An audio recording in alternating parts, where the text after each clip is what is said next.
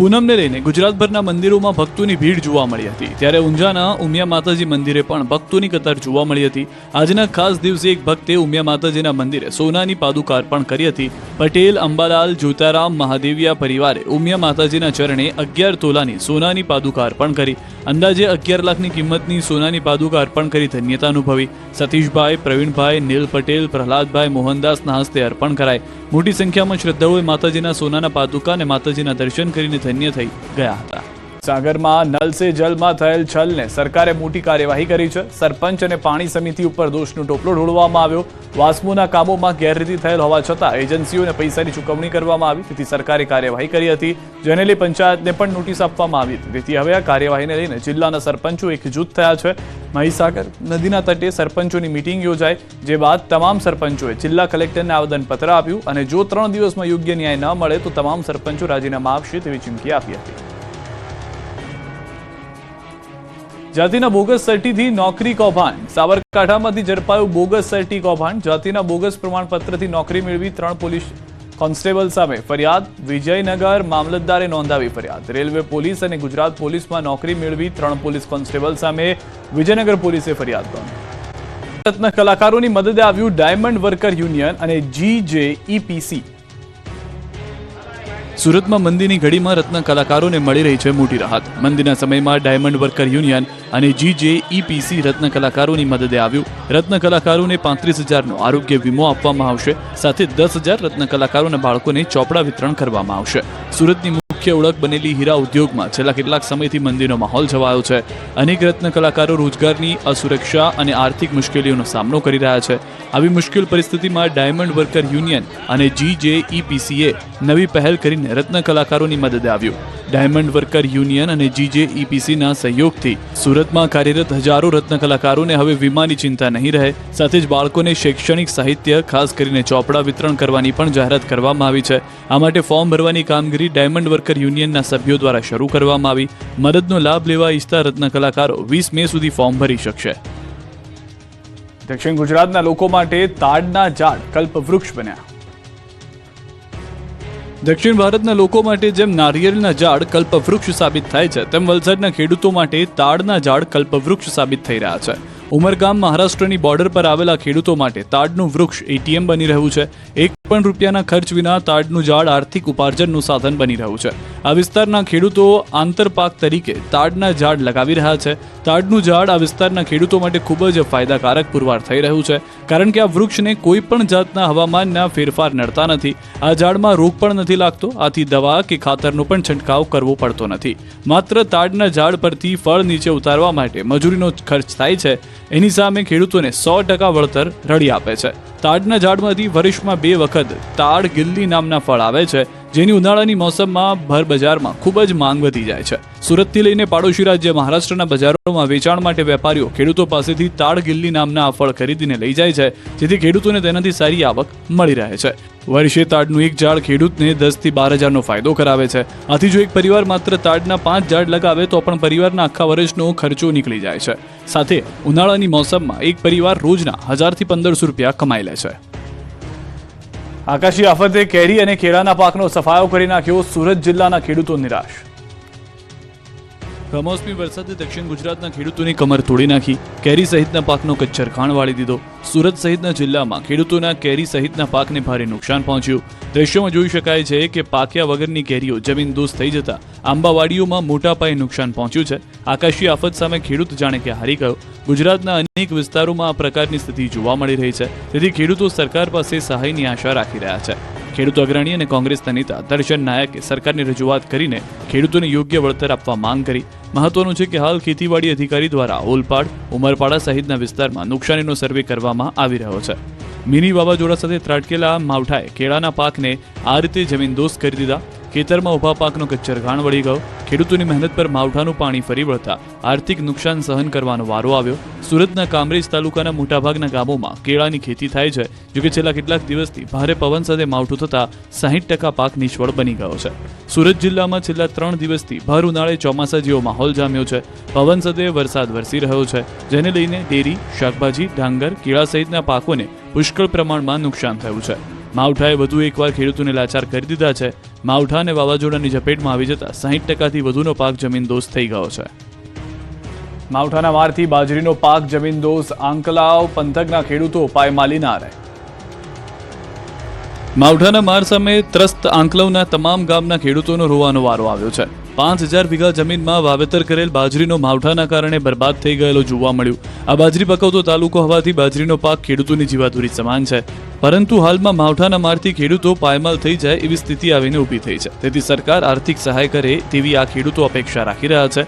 આણંદ જિલ્લાના આંકલવ તાલુકાના બામણગામ, ચિલોડા, ગંભીરા, નવાખલ, ચમારા, બિલપાડ, નવાપુરા, નારપુરા, દેવાપુરા, ઉમેટા, મોટી સંખ્યાળ, નાની સંખ્યાળ જેવા આંકલવ તાલુકાની 5000 વીઘા જમીનમાં વાવેલા બાજરીના પાકનો સોથ બોલી ગયો.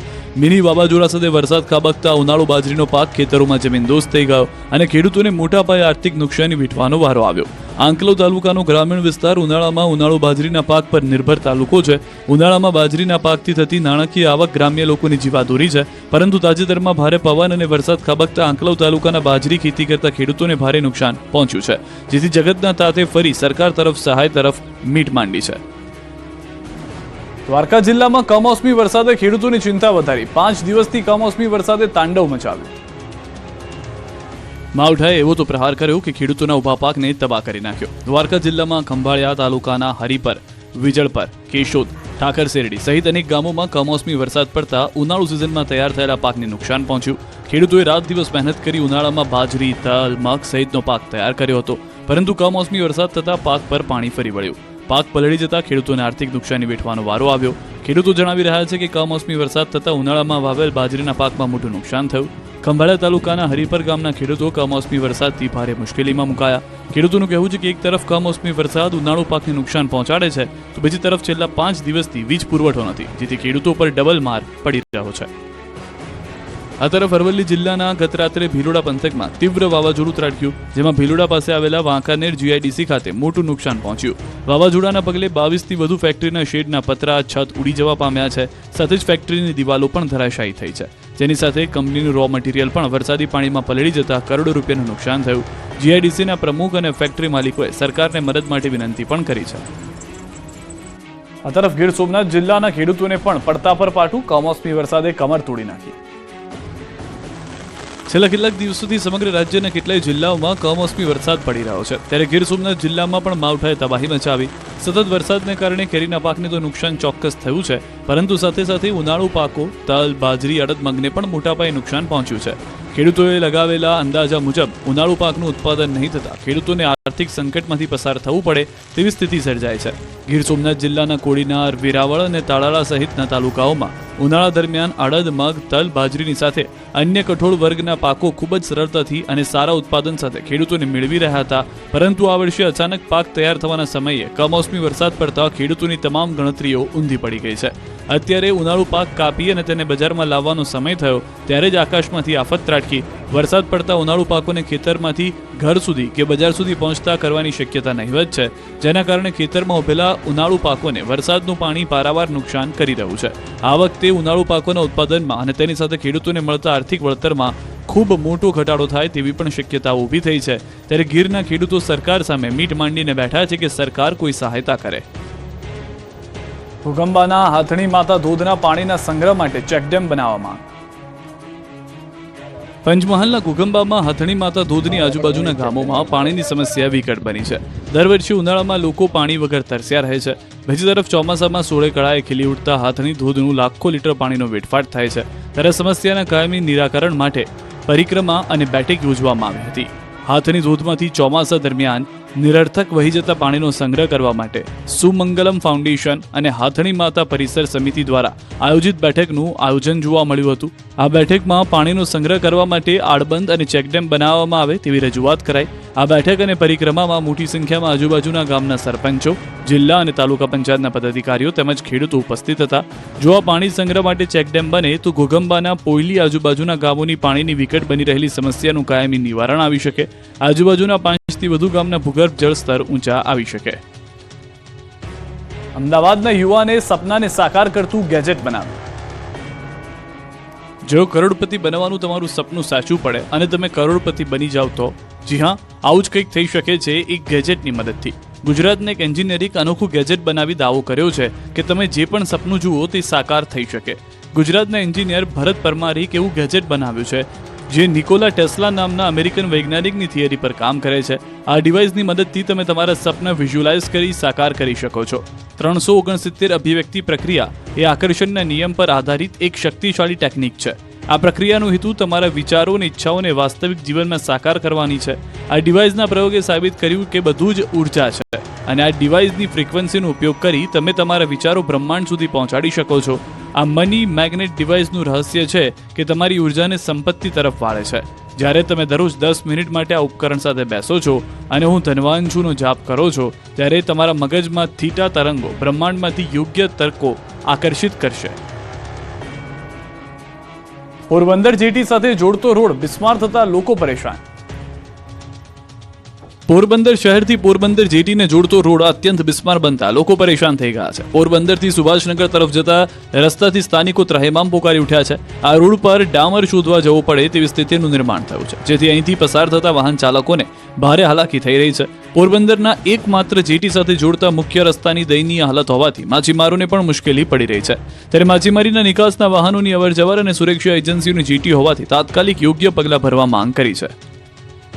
સફાઈ કરવા ચોમાસા પહેલા સાબરમતી નદી ખાલી કરી દેવામાં આવી. અમદાવાદની આન બાન અને શાન સાબરમતી નદીની સફાઈ કરાશે. શહેરના હૃદય સમાન સાબરમતી નદીને સંપૂર્ણપણે ખાલી કરીને સ્વચ્છ બનાવવાનું અભિયાન શરૂ થઈ ગયું છે. વાસણા બેરેજના મહત્વપૂર્ણ સમારકામ અને ઉપરવાસમાં માટીના રેમ્પ નિર્માણ હેતુસર રાજ્યના સિંચાઈ વિભાગ દ્વારા નદીને સંપૂર્ણ ખાલી કરવાનો નિર્ણય લેવામાં આવ્યો. આ કામગીરી આગામી 5 જૂન 2025 સુધી ચાલશે, જેના પરિણામે નદીના એક મોટા ભાગમાં સફાઈ અભિયાન પણ હાથ ધરવામાં આવશે. સુભાષ બ્રિજથી લઈને વાસણા બેરેજ સુધીના અંદાજિત 5 કિલોમીટરથી વધુ લાંબા નદીના પટને ખાલી કરી નદીના તળિયાની સફાઈ હાથ ધરવામાં આવશે, જેમાં થયેલો કચરો અને કાંપ વગેરે દૂર કરવામાં આવશે. નદી ખાલી થતાં જ જ્યાં પાણી ઓછું થયું હશે તે મુજબ સફાઈ કામગીરી યુદ્ધના ધોરણે હાથ ધરાશે. મ્યુનિસિપલ કોર્પોરેશન દ્વારા વિવિધ સામાજિક સંસ્થાઓ અને એનજીઓ સાથે મળીને જન ભાગીદારી સાથે સફાઈ કામગીરી શરૂ કરવામાં આવશે. આ કામગીરીથી દર વર્ષે અમદાવાદમાં ચોમાસામાં વરસાદી પાણી ભરાવાની સમસ્યાનો હલ થશે. ગુજરાતમાં મંદિરોમાં ભક્તોનું ઘોડાપુર, શામળિયાને હીરાજડિત મુગટનો શણગાર કરાયો. વૈશાખી પૂનમે ગુજરાતના મંદિરોમાં ભક્તોનું ઘોડાપુર ઉમટ્યું. દ્વારકાથી લઈને શામળાજી સુધીના મંદિરોમાં ભક્તો ઉમટી પડ્યા. દ્વારકામાં વહેલી સવારથી જ જય દ્વારકાધીશનો નાદ ગુંજતો રહ્યો. મોટી સંખ્યામાં લોકો દર્શન માટે આવી પહોંચ્યા. 1 થી 2 કિલોમીટર લાંબી લાઈન ભક્તોની જોવા મળી. ક્યાંય પગ મૂકવાની પણ જગ્યા ન હતી. દ્વારકાધીશના દર્શન કર્યા બાદ પવિત્ર ગોમતીમાં હજારો ભક્તોએ સ્નાન કરી પુણ્યનું પાથું બાંધ્યું. હજારોની સંખ્યામાં લોકો પૂનમ ભરવા પહોંચ્યા હતા. વૈશાખ માસની પૂર્ણિમા નિમિત્તે ઉત્તર ગુજરાતના પ્રસિદ્ધ યાત્રાધામ શામળાજી મંદિરમાં વહેલી સવારથી ભક્તોને ભારે ભીડ જોવા મળી. વિષ્ણુ અને કૃષ્ણ મંદિરમાં ભગવાનના મનોરથની વિશેષ ઉજવણી કરવામાં આવી હતી. શામળિયાના દર્શને હજારો ભક્તો ઉમટ્યા. વહેલી સવારથી મંદિર પરિસરમાં દર્શન માટે ભક્તોની લાઈનો જોવા મળી. પૂર્ણિમા નિમિત્તે ભગવાનને વિશેષ શણગાર કરાયો. નિજ મંદિરને ફૂલોનો શણગાર કરાયો. ભક્તોએ આરાધ્ય દેવના દર્શન કરી ધન્યતા અનુભવી. તો આણંદ જિલ્લાના બોચાસણ સ્વામિનારાયણ મંદિરે વિશેષ શણગાર કરાયો. સામૈયા ઉત્સવમાં ભગવાનને ગરમીને લાગે તે માટે પરંપરાગત ચંદનના વાઘા ભગવાનને પહેરાવવામાં આવ્યા. આ વાઘાએ ભક્તોનું આકર્ષણનું કેન્દ્ર બન્યા. મહિલા ભક્તોને નીલકંઠ ભગવાનની મૂર્તિને જલાભિષેક કર્યો હતો. સહિત ગુજરાતના 7 બંધ કરાયેલા એરપોર્ટ શરૂ થયા. ભારત પાકિસ્તાન વચ્ચે તણાવને લઈને દેશભરના કેટલાક એરપોર્ટ બંધ કરાયા હતા. ગુજરાતના પણ 7 એરપોર્ટ બંધ કરાયા હતા. આ તમામ એરપોર્ટ ફરી શરૂ કરી દેવાયા છે. બંધ કરાયેલા ગુજરાતના ભુજ, કેશોદ, જામનગર અને હિરાસર, મુન્દ્રા, પોરબંદર સહિત 7 એરપોર્ટ તાત્કાલિક અસરથી ખુલ્યા છે. 14 મેના બદલે 2 દિવસ વહેલા જ એરપોર્ટ શરૂ કરી દેવાયા છે. ભારત પાકિસ્તાન વચ્ચે ઊભી થયેલી યુદ્ધની સ્થિતિને પગલે 10 મેના રોજ રાજ્યના 7 સહિત દેશભરના 32 એરપોર્ટ 14 મે સુધી બંધ કરવામાં આવ્યા હતા. ઇન્ડિગો અને એર ઇન્ડિયા દ્વારા બુકિંગ શરૂ કરાયા બાદ ફ્લાઇટ રાબેતા મુજબ શરૂ કરાઈ. ચોમાસા માટે ખૂબ જ સાનુકૂળ સ્થિતિ. હવામાન વિભાગની મોટી આગાહી. કાલે આંદામાન નિકોબારમાં બેસી શકે છે ચોમાસું. છેલ્લા 24 કલાકમાં નિકોબારમાં ભારે વરસાદ. હજુ પણ 24 કલાક ભારેથી અતિ ભારે વરસાદ રહેશે. 4-5 દિવસમાં અરબ સાગરમાં પહોંચી શકે છે ચોમાસું. આ વખતે ચોમાસું વહેલું બેસી જશે તો 19 થી 22 મે સુધી આંધી તોફાનોનો રાઉન્ડ રહેશે. ખેડૂતો માટે આનંદના સમાચાર આવ્યા છે. ચોમાસા માટે ખેડૂતોને બહુ લાંબી રાહ જોવી નહીં પડે. આ વખતે ચોમાસું વહેલું બેસી શકે છે. હવામાન નિષ્ણાત અંબાલાલ પટેલે આગાહી કરી છે કે આ વખતે ચોમાસું વહેલું બેસી શકે છે. 28 મે થી 4 જૂન વચ્ચે કેરળ કાંઠે ચોમાસું બેસી શકે. અંદમાન અને નિકોબાર ટાપુ પર અસર દેખાશે. આવતીકાલથી ટાપુ પાસે પ્રી મોન્સૂન એક્ટિવિટી થશે. 24 મેથી અરબ સાગરમાં હલચલ જોવા મળશે. 28 મેથી 4 જૂન વચ્ચે વરસાદ થાય તો સારો ગણાય. 19 થી 22 મે સુધી આંધી તોફાનનો રાઉન્ડ રહેશે. કૃતિકા નક્ષત્રમાં આંધી વંટોળ સાથે વરસાદ થશે. બીજી તરફ જો ભૂલ ન કરતા ગરમી હજુ ગઈ નથી. 17મી થી ફરી એક વખત ગુજરાતમાં ગરમીનો રાઉન્ડ આવશે. માવઠા બાદ હવે બફારો પરસેવો છોડાવી દેશે. કેટલાક ભાગોમાં પારો 40 ડિગ્રીએ પહોંચી શકે છે. ભેજ અને ઉકળાટનો અનુભવ થશે. 15મી બાદ ઉકળાટ ગરમીનો ડોસ વધશે. પીછો નહીં છોડે માવઠું.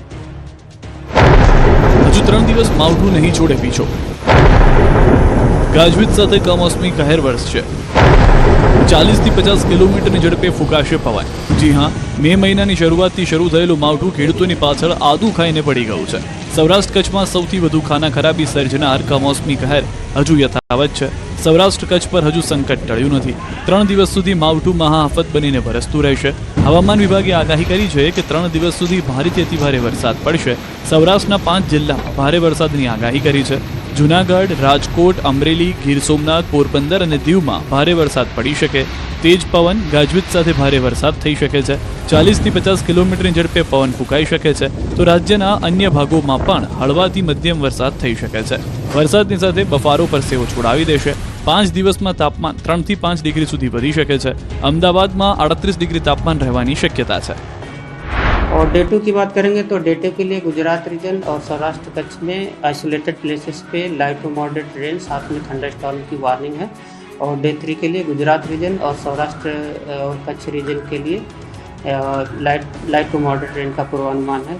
और टेम्परेचर की बात करेंगे तो आने वाले 5 दिनों के लिए टेम्परेचर में 3 से 5 डिग्री की बढ़ोतरी का पूर्वानुमान है. સૌરાષ્ટ્રની નદીઓમાં ઘોડાપૂર તો ખેડૂતોની આંખોમાં દર્દના આંસુ. સૌરાષ્ટ્ર કચ્છમાં માવઠું એવું આફત બનીને વરસ્યું કે ભર ઉનાળે નદીઓમાં ચોમાસાની માફક ગાંડીતુર બની. નદીમાં ઘોડાપૂરના દ્રશ્યો સાવરકુંડલાની નાવલી નદીના છે.